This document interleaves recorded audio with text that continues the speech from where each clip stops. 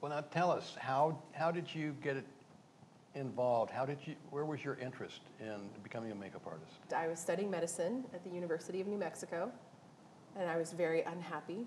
And I had a best friend come to me and say, you know, I've known you since we were kids, and you've done theater and makeup since we were kids.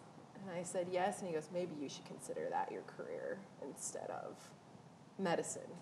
And I said, I'm going to start at 6 figures a year, and you want me to be an artist? But I shadowed him one day in the design department, and the rest was history. I had been stalking cinema makeup school for a while just because I loved the work. Wow, that's a big decision. Yeah, and I wrote to my brother who was in Iraq at the time. I wanted his approval. Told him what I was thinking. He said, go for it. So I went for it. I did. But what about you? Well, my father was a makeup artist. Yes. And he died when I was 11. By the time I was 13, I knew I wanted to be a makeup artist. Wow. And my mother had been a body makeup artist back when they had body makeup artists, just for a short period of time. And so she said, well, you know, to be a makeup artist, you have to serve an apprenticeship. And you can't serve an apprenticeship until you're 21. So I realized in telling this story just a couple of years ago that my goal in growing up through high school and college was to get to 21. So when I became 21, I went around all the studios and filled in applications for mailroom or laborer or anything, not having any idea that most of these were going to be union and I couldn't get in anyway. Right. So this one evening, my fiance and I were going to go out with her roommate, or with her cousin and his roommate. This is going to be a little bit of a long story.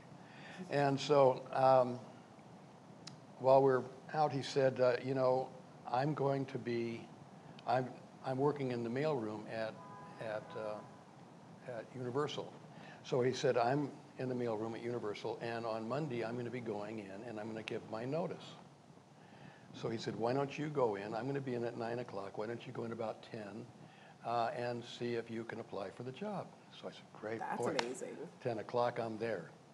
And they said, no, that we don't find anything that anybody that's leaving the mailroom or anything. But why don't you go down to Review, which is 2 blocks down the street here, and see if maybe they have something. So I go down there, and they said, no, we don't have any notice of anybody leaving, but we're going to be moving someone out of the mailroom into another area.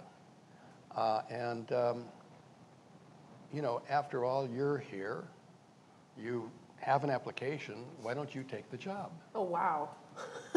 Bam. Okay. Yeah. I'm in the mailroom. About 7 or 8 months go by, and head of production says, now, Leonard Engelman, was your father Leonard Engelman Sr.? And I said, yes. He says, oh my God. He picks up the phone, and he calls the assistant head of production. He says, come in here, there's somebody I want you to meet. Comes in. He says, this is Leonard Engelman's kid. He says, you've got an apprenticeship. Oh, wow. Whoa. I said, but wait. And he picks up the phone, and he's going to call Jack Barron, the head of the makeup department for Review. I said, I haven't been in the service yet. So this is pre-Korea and everything. So I said, you know, I'm signed up to get into a reserve unit way up in Bakersfield. So he said, okay, get the service out of the way, and you'll have an apprenticeship. Amazing. Wow. Amazing. See, an apprenticeship seems amazing. I didn't realize it was that rare of a position to have. Well, it was then.